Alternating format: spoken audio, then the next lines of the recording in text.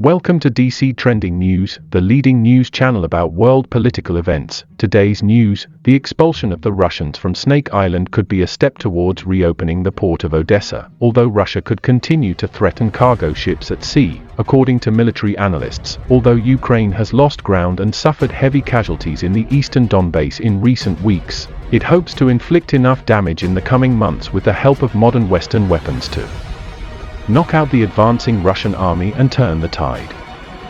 Ukraine's efforts are also supported by the United States, which has announced $800 million in additional arms and military aid. US President Joe Biden said after a NATO summit in Madrid that America and its allies were united in standing up to Russian President Vladimir Putin.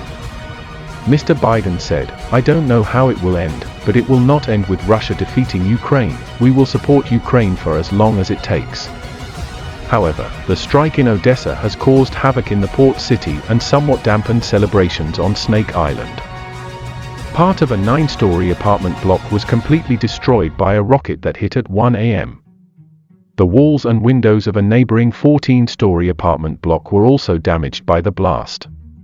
Residents helped rescue workers comb through the rubble. Alexander Abramov, a local resident, said of the shelling, "We came here, surveyed the situation together with the rescue workers and local residents, and helped those who survived.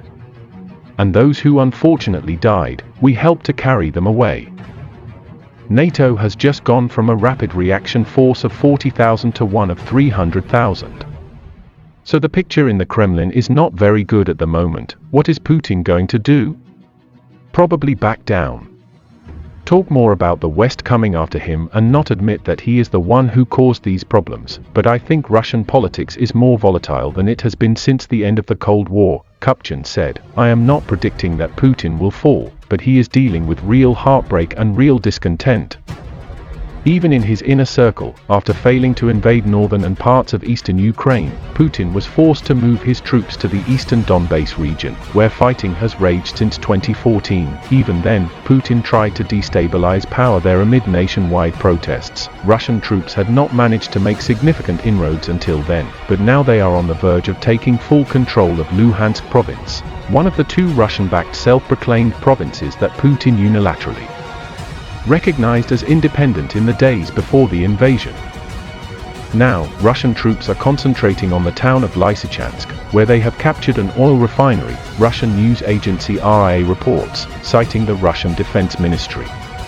Other Russian troops are continuing their incursion into the city of Odessa, where Ukrainians say at least 19 civilians were killed by Russian troops overnight. Kremlin spokesman Dmitry Peskov denied the allegations to reporters. "I would like to remind you of the president's words that Russian forces do not work with civilian targets." The attack came hours after the NATO summit, where Ukraine had pledged its full support.